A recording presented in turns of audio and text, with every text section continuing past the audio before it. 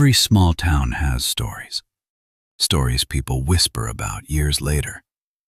But the story of Gypsy Rose Blanchard is something else entirely.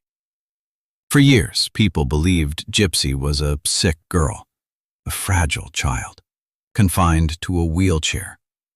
She had leukemia, muscular dystrophy, epilepsy. At least, that's what everyone was told. Charities raised money for her. Neighbors brought gifts. Doctors tried to help. And standing beside Gypsy was her devoted mother, Dee Dee Blanchard. To the outside world, Dee Dee looked like the perfect, loving parent, a woman who had sacrificed everything for her sick daughter.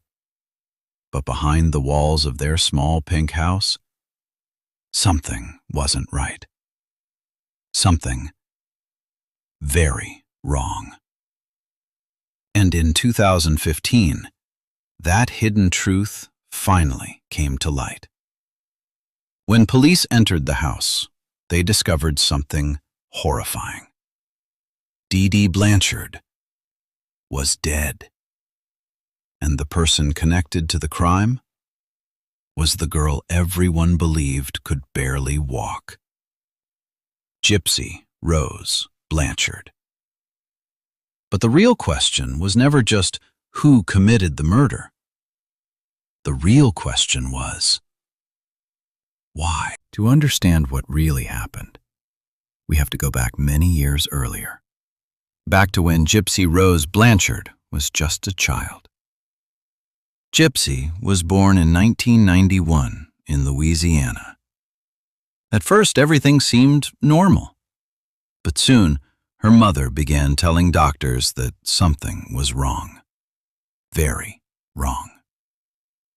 According to her mother, Gypsy suffered from serious medical problems. She said her daughter had trouble walking, trouble eating, trouble breathing. Doctor visits became constant.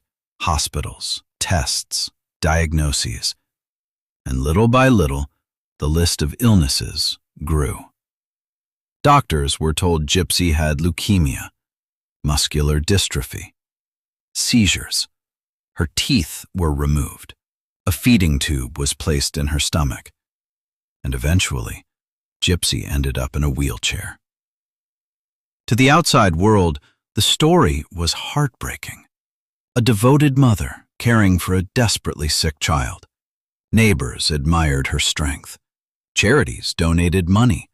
Organizations even built them a small pink house in Missouri. To everyone around them, they looked like a family that had suffered more than anyone should. But behind closed doors, something strange was happening. Because there was one terrifying possibility no one was considering. What if Gypsy Rose was never sick at all? At first, even the thought sounded impossible. Gypsy had grown up hearing the same story her entire life. She was sick. Her body was weak. Her legs didn't work. Doctors had said it. Her mother had said it. Everyone believed it. But as Gypsy grew older, small things started to feel strange. Sometimes, when her mother wasn't watching, she would move her legs. At first, just a little, a small movement under the blanket. Nothing dramatic, but enough to make her wonder. If my legs don't work, then why can I move them? Years passed, and the questions didn't go away. They grew stronger. Sometimes Gypsy would stand for a moment in her room, only for a few seconds, just long enough to test the impossible. And every time she did, her legs held her weight. Slowly, the terrifying idea began to form in her mind. What if the illness was never real? But if that was true, then it meant something even more disturbing. The person who had controlled her entire life, the person who told the world she was dying, was the same person who had created the lie. Her mother, Dee Dee Blanchard. Imagine growing up your entire life believing that your body is broken, that your legs don't work, that you are weak, that you are dying. Now imagine slowly realizing that none of it might be true, that the wheelchair might not be necessary, that the medications might not be helping anything, that the story everyone believes about you might be a lie. For Gypsy, this realization didn't happen in a single moment. It wasn't like a light switch turning on. It was slower, much slower. A small doubt, then another, then a question she couldn't ignore anymore. Why does my body feel normal if I'm supposed to be sick? But the real problem wasn't the illness. The real problem was something else, something far more complicated. Her entire life had been controlled by one person, her mother, Dee Dee Blanchard. And Dee Dee wasn't just protective. She controlled everything. Doctors, medications, conversations, even Gypsy's age and medical history. Which meant that even if Gypsy began to suspect the truth, there was still one terrifying question. What happens if she tries to escape? At some point during her teenage years, something new appeared in Gypsy's life. Something small, something ordinary for most people. But for Gypsy, it was something completely different. The internet. It didn't arrive dramatically. There was no big moment, just a computer and curiosity. Gypsy had spent most of her life inside hospitals or inside the small world her mother had built around her. Doctors, wheelchairs, medications. Conversations controlled by someone else. But the internet was different. It was quiet, private, and most importantly, her mother wasn't always watching. Late at night, when the house was silent, Gypsy would sit in front of the computer, scrolling, reading, watching how other people lived. For the first time in her life, she saw something she had never truly experienced. Freedom. People her age going out with friends, people traveling, people making their own choices, living lives that felt completely impossible to her. And slowly, Gypsy started doing something she had never done before. She started talking to strangers online, creating profiles, joining conversations, meeting people who didn't know her as the sick girl in the wheelchair. To them, she was just Gypsy. And one day, among those conversations, she met someone who would change her life. His name was Nicholas Godejohn. At first, he was just another person in a chat window. Another name, another small conversation in the endless stream of people Gypsy had begun meeting online. But something about this conversation felt different. Nicholas didn't rush the conversation. He didn't ask strange questions. He simply talked. Slowly.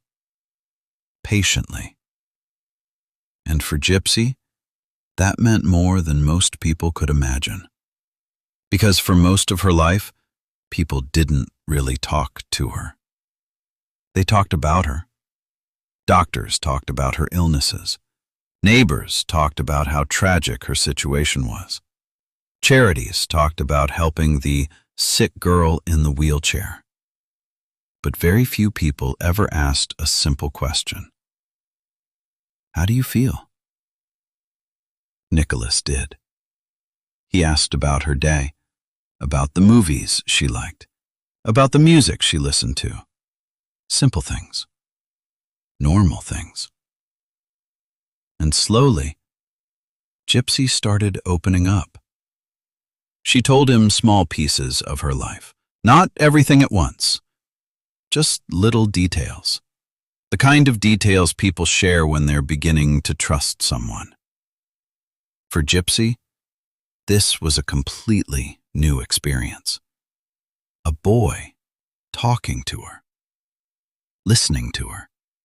Not because she was sick, not because people felt sorry for her, but simply because he wanted to. And that feeling was powerful. Stronger than she expected, stronger than she was prepared for. Because for the first time in her life, Gypsy wasn't just a patient. She wasn't just a daughter under constant control.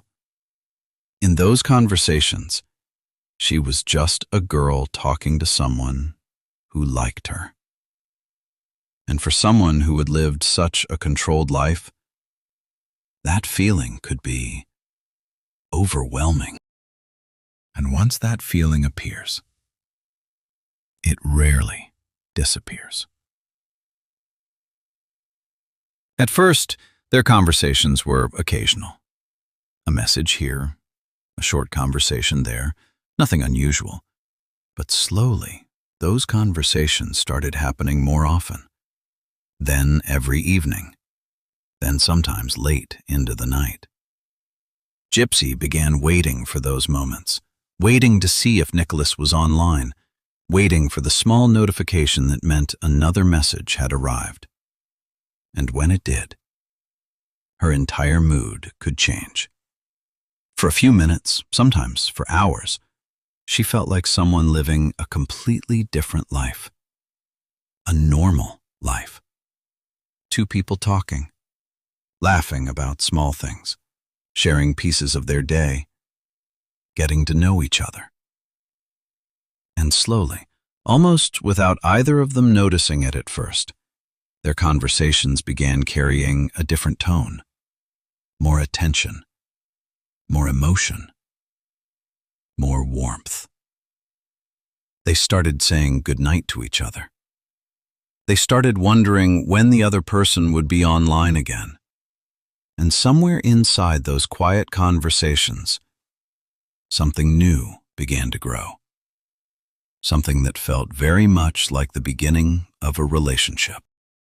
Once that door opened, it became harder for Gypsy to keep everything inside. For years, she had lived a life where almost no one truly knew what she felt.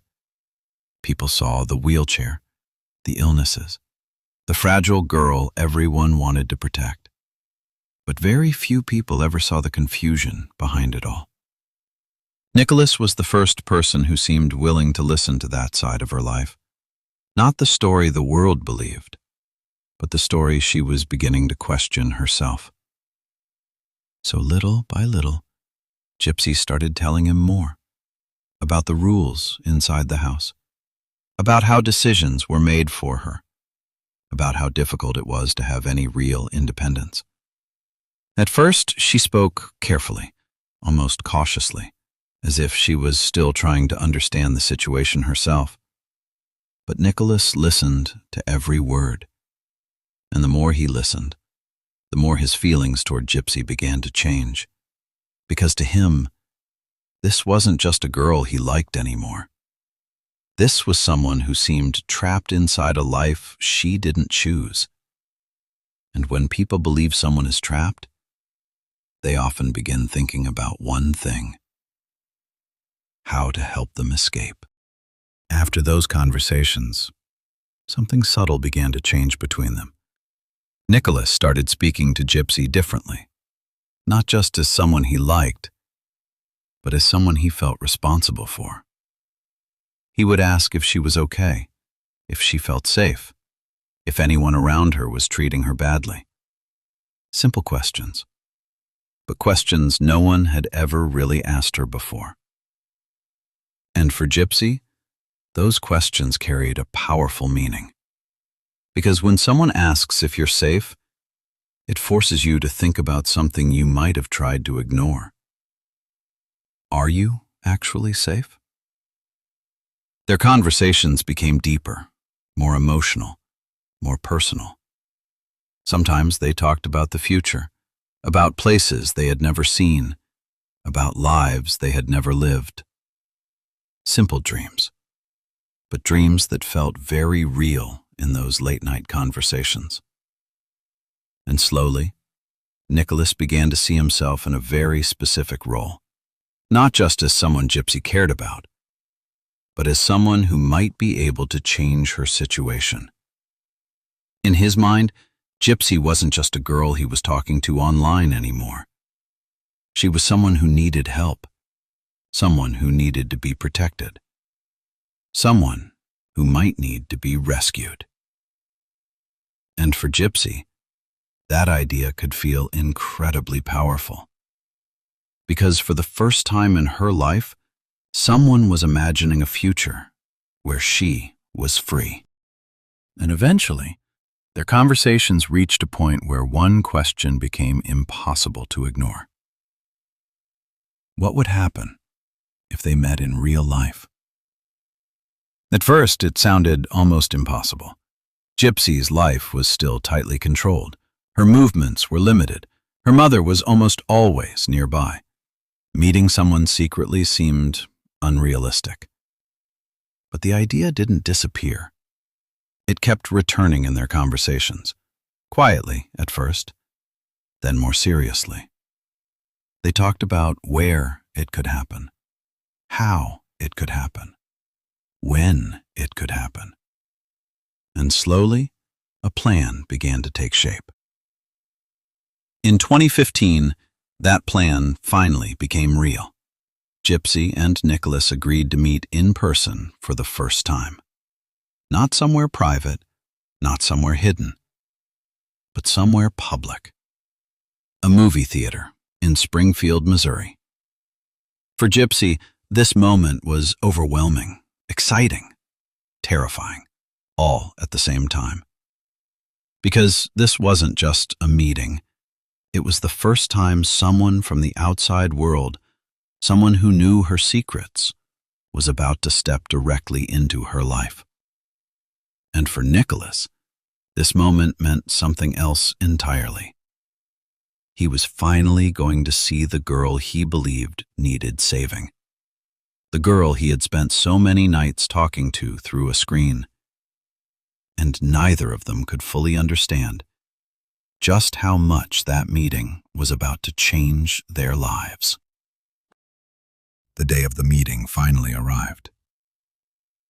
For Gypsy, that day felt completely unreal. For years, her life had been carefully controlled.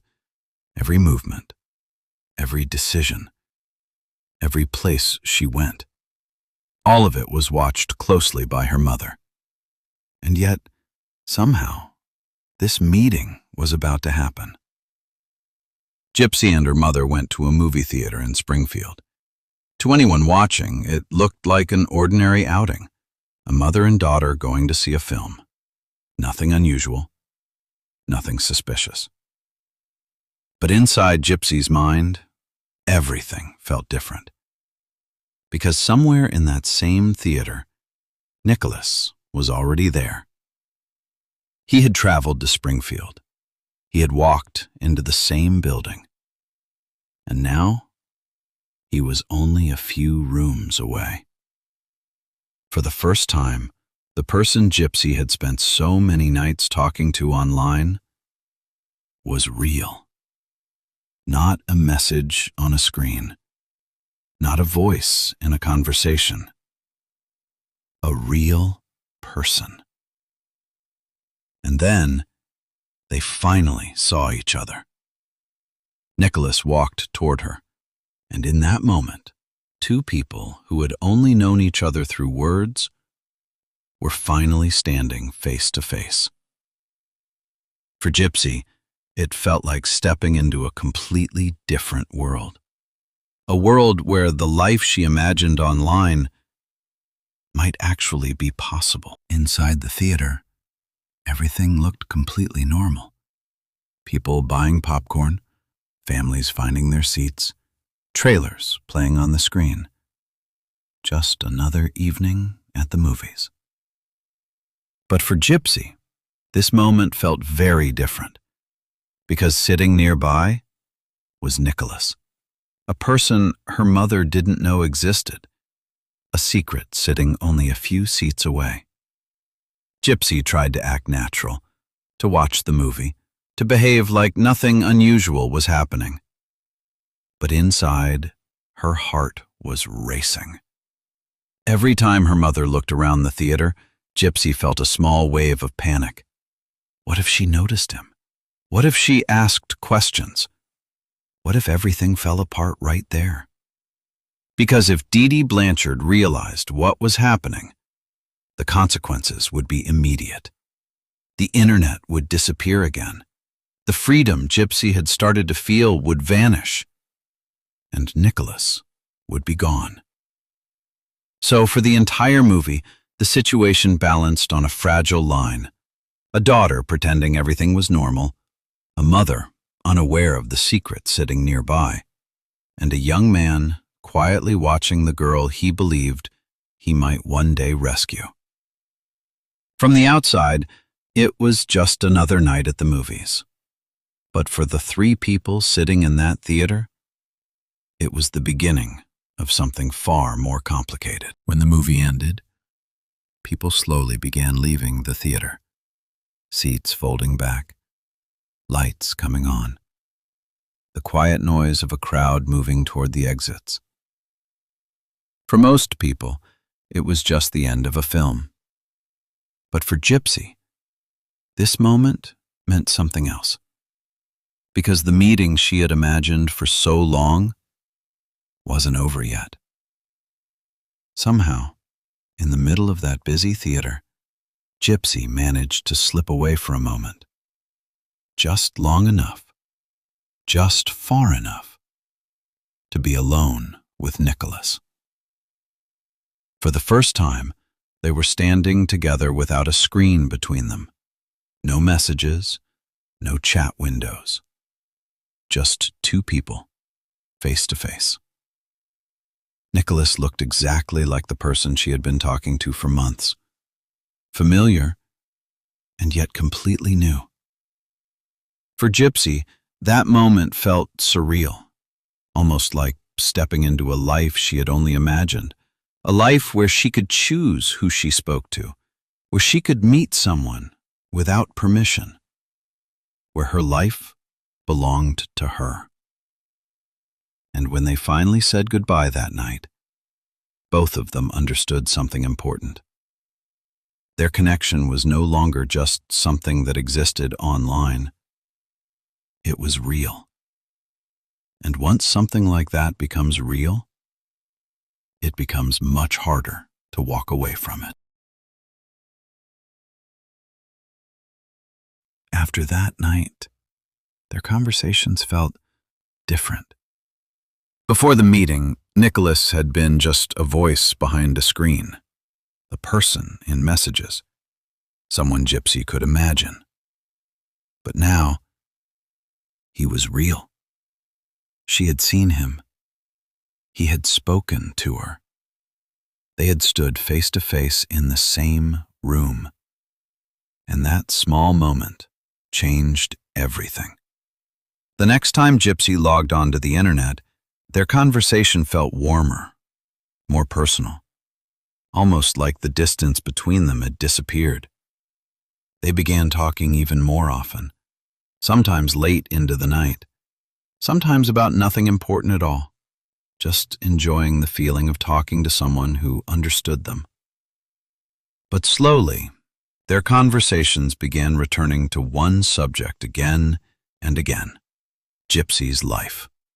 The rules inside her home, the control she felt every day. And one night, Gypsy finally said something she had been thinking for a long time, something she had never truly said out loud before. She told Nicholas that sometimes She felt like she didn't really have a life of her own, like every decision had already been made for her, like she was living inside a story written by someone else. And when Nicholas heard those words, the idea that had been quietly forming in his mind began to feel much more real. Maybe Gypsy didn't just need someone to listen to her. Maybe she needed a way out. After Gypsy shared those thoughts, the conversation between them became quieter, more serious. Nicholas didn't respond immediately. He read her message again and again, trying to understand what she really meant. Because sometimes, when people describe their lives online, it can be difficult to know how much of the story is emotion and how much is reality. But Nicholas believed her. He believed that Gypsy felt trapped. He believed that the life she described wasn't the life she wanted. So he asked her a simple question, one that might seem small, but carried enormous meaning. What would you do if you could leave? For a moment, Gypsy didn't answer. Not because she didn't have an answer, but because it was the first time anyone had asked her that question. The first time someone had suggested that leaving might even be possible. And when she finally replied, her message was simple. She said she wanted a normal life. A life where she could make her own decisions. A life where she wasn't constantly watched. A life where she could simply be herself. For Nicholas, that answer only strengthened something that had already begun forming in his mind. If Gypsy truly wanted that life, then maybe someone needed to help her get it. Eventually, their conversations reached a moment where everything changed. For months, Gypsy had been describing her life. The rules, the control, the feeling that she could never truly leave. And somewhere inside those late-night conversations, a terrible thought began to grow. A thought that neither of them wanted to face.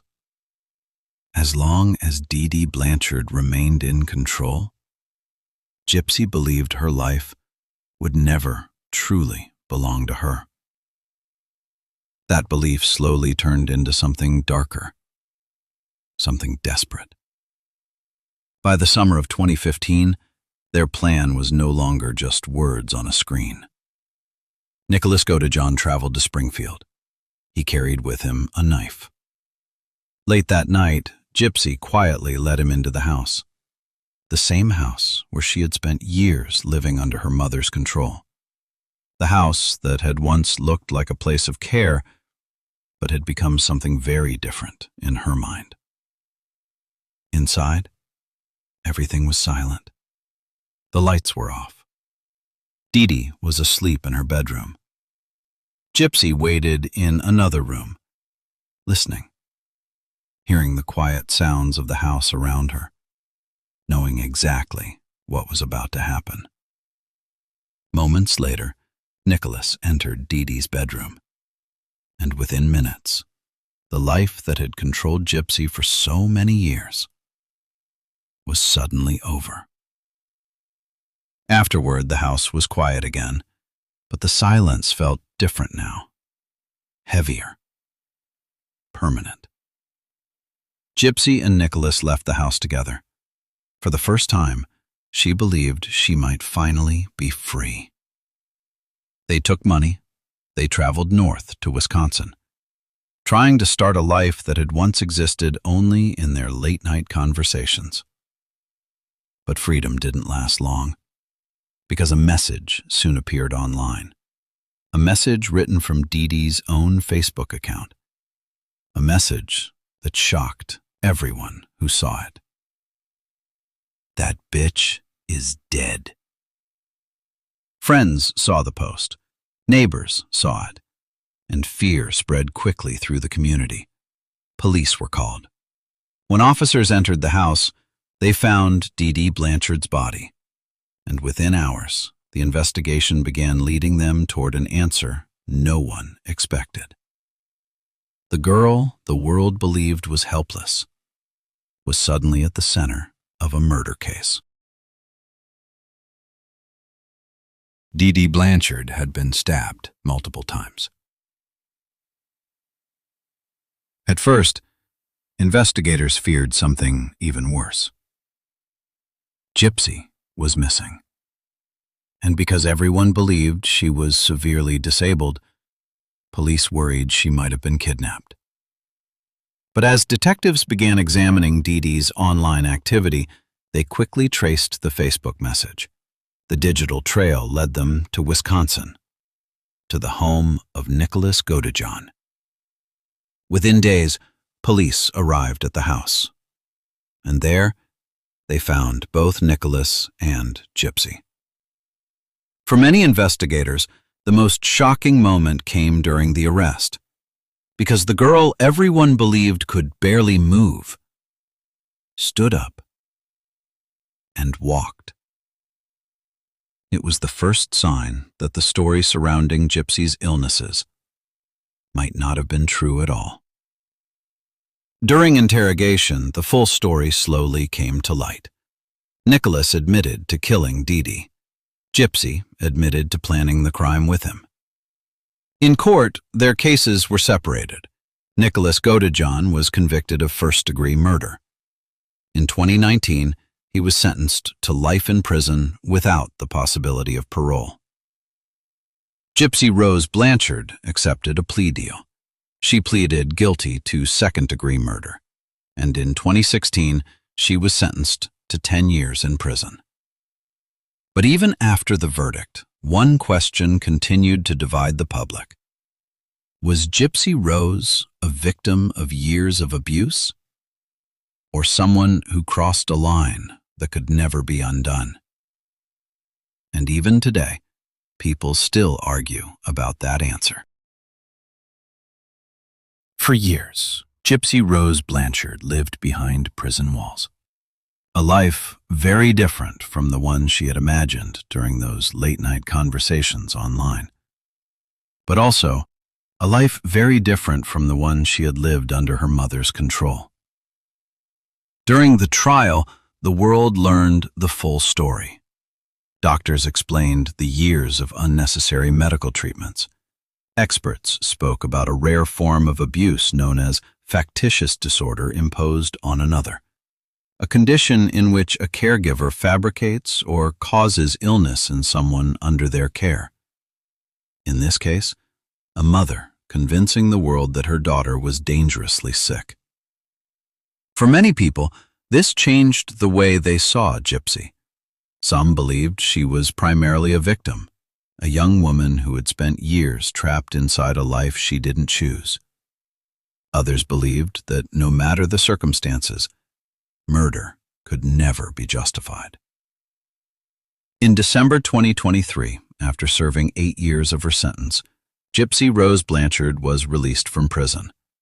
For the first time in her adult life, she stepped into a world where she could make her own decisions. But the story didn't end there, because the question surrounding her case still lingers.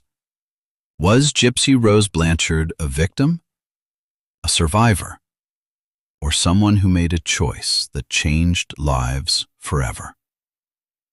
Perhaps the truth lies somewhere in between, and that is why, even years later, this case continues to fascinate the world.